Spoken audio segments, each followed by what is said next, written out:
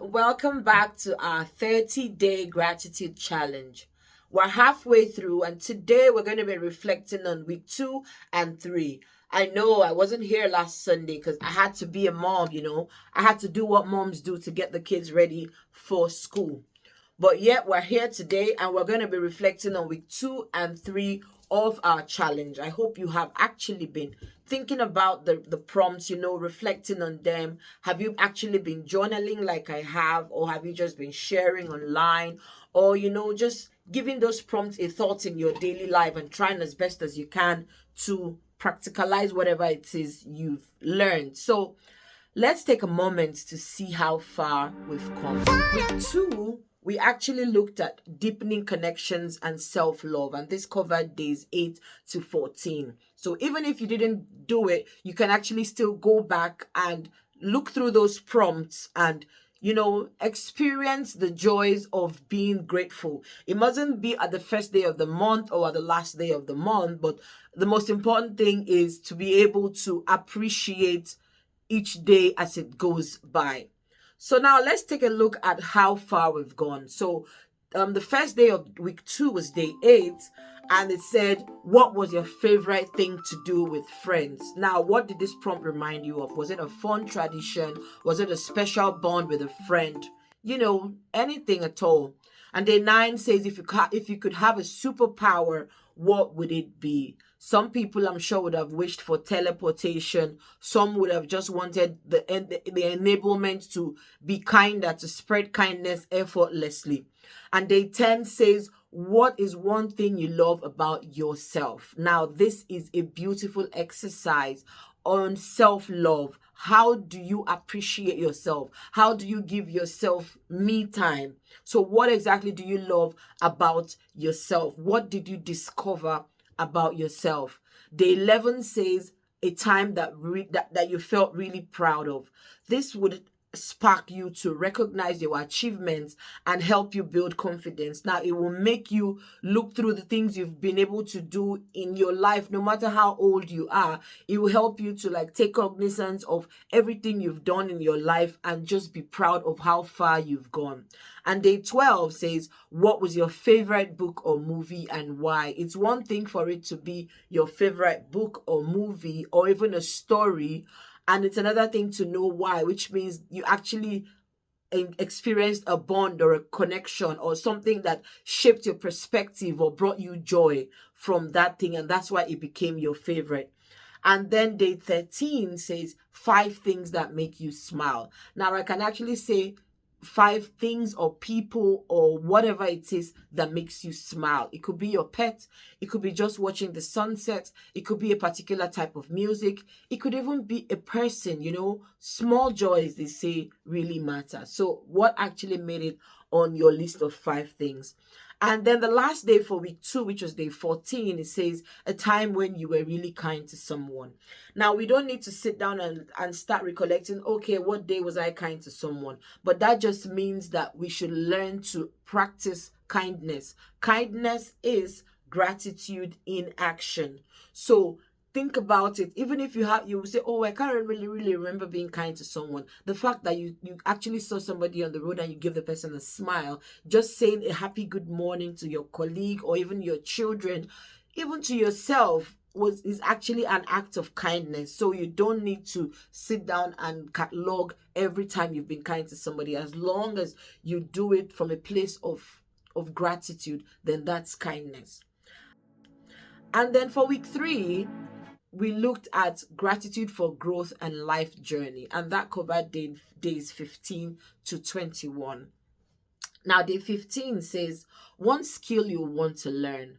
For me, I really want to learn how to play the piano. An uncle of mine told me, oh, Chichi, your fingers are too stiff to play the piano, but it's something that I would love to learn. If given the opportunity, I'd love to learn to play the piano. So yes, gratitude for the opportunity to grow. What's something new you're excited to explore? I recently reached out to a music school, and I'm actually considering learning how to play the piano because it's something that gives me joy. Every time I hear the piano being played, and I close my eyes and I wish that I could actually, play those notes. On day 16, it says, what was your happiest memory with family? It could be your nuclear family, it could be your extended family, it could be with your parents, even if they're late, it's a memory. So it's something that is nudged in your mind, right? It's something that only you remember. When you replay that memory, it actually fills you with a lot of joy, you know. So reflecting on warm family moments brings so much joy. What memories stood out for you? I have a lot. My journal, I actually wrote down a lot of memories because my sister say, "Oh, Chichi, you have the memory of an elephant." I kind of remember things that, oh, I remember when I did this with mommy, or I remember when I did that with daddy, or I remember when we did this as a family. So those are the moments that actually bring me joy, especially because they are no longer here with us. So it's a memory that I would not want to let go anytime soon. And day 17 says, what's your favorite hobby or activity?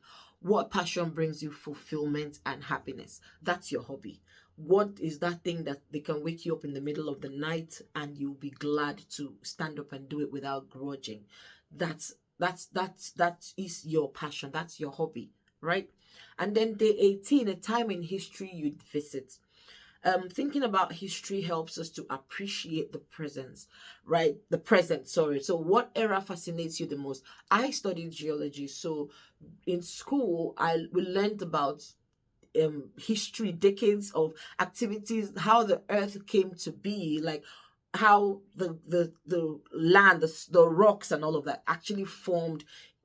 Learning that actually will give you a mental picture of what the world was before the Jurassic era and all those other eras and aeons. And it actually is interesting if you're able to go back in history and learn how it was before we got to where we are now. You'll see that a lot of progress has actually been done in the world. And then day 19 says, what's your favorite thing about nature? Is it the sound of the rain? Is it the beauty of the sunrise or even the sunset? Nature can actually be a powerful source of gratitude. I love the sea. I love the seaside. I love the cool breeze. It has a smell that just makes me feel, whew, I don't know why, but that's for me. So that's one thing about nature that I love. I love the sea. I love the waters.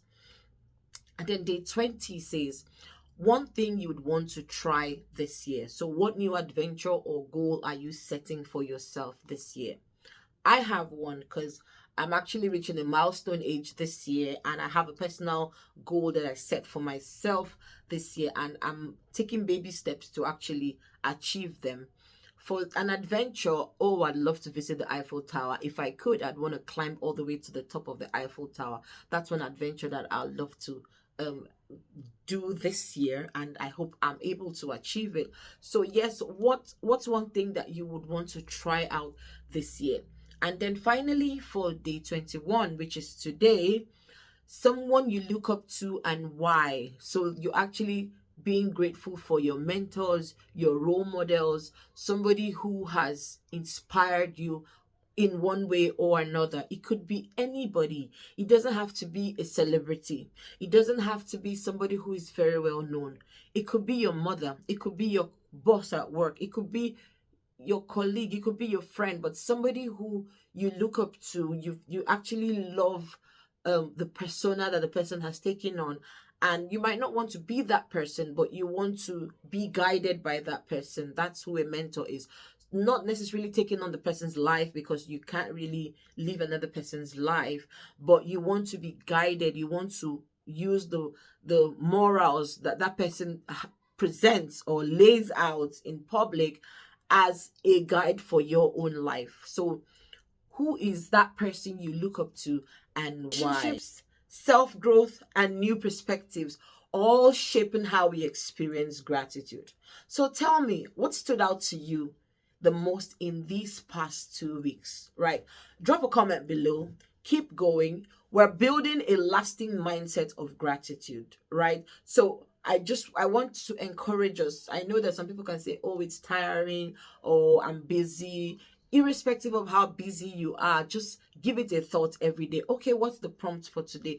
And see how you can actually think about it, munch over it, and just try to imbibe it. It's something that we're not just doing it after now and then that's it. It's something that we want to make a part of our lives, so that going forward we begin to see life from a different point of view. And that's the reason why I decided to do this at the beginning of the year, because it's going to kind of shaping our perspective as we go further down into the new year.